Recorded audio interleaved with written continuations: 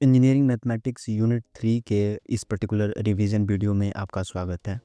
Tailors theorem for one variable, इसके अंदर हम इंपॉर्टेंट फॉर्मूले को कवर करेंगे और अगली वीडियो के अंदर हम कुछ इंपॉर्टेंट क्वेश्चंस कवर करेंगे। सबसे पहले टेलर थ्योरम जो होता है ये काफ़ी स्टैंडर्ड है। ये फॉर्मूला अगर आप याद कर लेते हैं तो आप डायरेक्टली क्वेश्चन को बना पाएंगे। मैं बताता हूँ कैसे। आपको क्वेश्चन के अंदर समझना है कि पहले तो आपको एक्सपेंड बोला जाएगा और आपको बोला जाएगा अराउंड किसी वैल्यू के, तो आपको ये फॉर्मूला यूज करना है F of x is equal to F of A, यानी कि उस फंक्शन के अंदर एक्स में अगर फंक्शन होगा तो ए वाली वैल्यू पुट कर देना है। फिर उसके बाद x minus a times a prime a, उसको डिफ्रेंशिएट करना है। फिर plus x minus a to the whole square upon 2 factorial times f का डबल प्राइम, यानी कि हमें दो बार उसे डिफ्रेंशिएट करना है। जब हम मैक्लॉरेंस थ्योरम करेंगे यहाँ पर सिर्फ और सिर्फ उसी फॉर्मूला के अंदर हमें ए की जगह पे जीरो डाल देना है। ये दो फॉर्मूले आप याद कर लें और टेलर और मैक्लॉरेन की क्वेश्चन आप खुद से बना के देखें, आपसे बिल्कुल बनेगा। और हम क्वेश्चंस कराएंगे तो आपको समझा देंगे कि कैसे क्वेश्चंस बनाए जा सकते हैं। टेलर और मैक्लॉरेन एक्सपेंशन हम लोग जब दो वेरिएबल के लिए लगाएंगे तो कुछ ज़्यादा चीज़ें नहीं बदलेंगी। जब आपको क्वेश्चन दिया होगा तो उसके अंदर बोला जाएगा expand in powers of X minus A Y minus B. A और वैल्यूज को आप अपने पास लिख लें और उसी तरीके से एक्सपैंड करें। यहाँ पर सबसे इंपॉर्टेंट चीज़ क्या है, जो फॉर्मूले हमने लिखे वहीं यहाँ पर लिखेंगे। F of x is equal to f at a comma b, x की जगह पे ए डाल देंगे और वाई की जगह पे बी, और वो जो वैल्यू आएगी उसको यहाँ पर पुट कर देंगे। फिर प्लस करेंगे एक्स माइनस ए, और यहाँ पर बेसिकली हम लोग वाई को कांस्टेंट मान के एक्स के टर्म्स में डिफ्रेंशिएट करेंगे। अगर आपको पार्शियल डिफ्रेंशिएशन के अंदर भी दिक्कत होती है तो हम जब क्वेश्चंस करेंगे तो उसे समझ लेंगे। Plus y minus b times हम बेसिकली यहाँ पर क्या करेंगे, अब यहाँ पर बेसिकली एक्स को कांस्टेंट मानेंगे। तो बेसिकली हम कर कह रहे हैं जो हमने टेलर और मैक्लॉरिन एक्सपेंशन किया अलग अलग, बेसिकली अगर एक्स का फंक्शन होगा तो अलग करेंगे, वाई का फंक्शन अलग करेंगे, उन दोनों को एक तरीके से बेसिकली हम लोग ऐड करते रहे हैं। और जब हम लोग बेसिकली स्क्वायर में आएंगे तो 2ab वाला जो फॉर्मूला होता है उसको करेंगे। पहले हम एक्स के टर्म्स में डिफ्रेंशिएट करेंगे दो बार, वाई के टर्म्स में दो बार करेंगे, और फिर हम क्या करेंगे, उन दोनों का बेसिकली जैसे 2ab होता है उसी तरीके से उसको हम मल्टीप्लाई कर देंगे। ये फॉर्मूला आप देख लें, 2-3 बार लिखें और गारंटी आप क्वेश्चन बनाएंगे तो आपसे बनेगा। बस इसके अंदर वैल्यूज़ को पुट करना है। ये जो एक्सपेंशन हमने टेलर के लिए दिखाया आपको दो फंक्शंस के लिए, उससे इंपॉर्टेंट चीज़ ये है कि मैक्लॉरिन के अंदर हम ए की जगह पे जीरो पुट कर देंगे और बी की जगह पे जीरो। काफ़ी अच्छे से आप क्वेश्चंस बना पाएंगे जब आप इसे करेंगे तो, और इस फॉर्मूले को आप याद कर लें। अप्रॉक्सीमेशन ऑफ एरर के लिए सबसे इंपॉर्टेंट ट्रिक क्या है कि आपको फंक्शन जब मल्टीप्लिकेशन में दिया जाए, जैसे z is equal to x times y, तो उसके केस में आपको लॉग लगा के काम करना है, और जब बीच में अगर प्लस मिल जाता है तो आपको उसके केस में लॉग नहीं लगाना है। अब इसके इंपॉर्टेंट क्वेश्चन, दो इंपॉर्टेंट क्वेश्चन इस कैटेगरी पे हैं। पहले जिसमें मल्टीप्लाई होगा, दूसरा इसमें मल्टीप्लाई नहीं होगा। उन्हीं दोनों को हम करेंगे। अब काफ़ी इंटरेस्टिंग टॉपिक जैकोबियंस को हम लोग समझ लेते हैं, जिसके अंदर सिर्फ और सिर्फ आपको फॉर्मूले ही समझने हैं।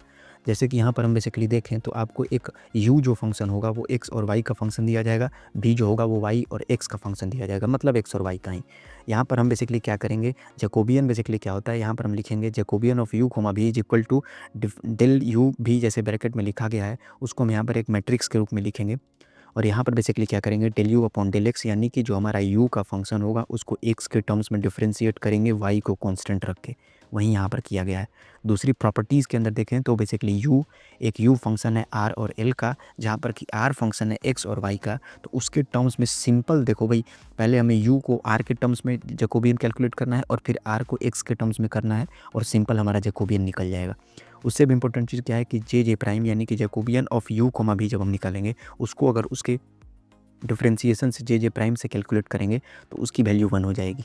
ये इंपॉर्टेंट चीज़ है, यानी कि आपको दिखाया गया है इस साइड पर।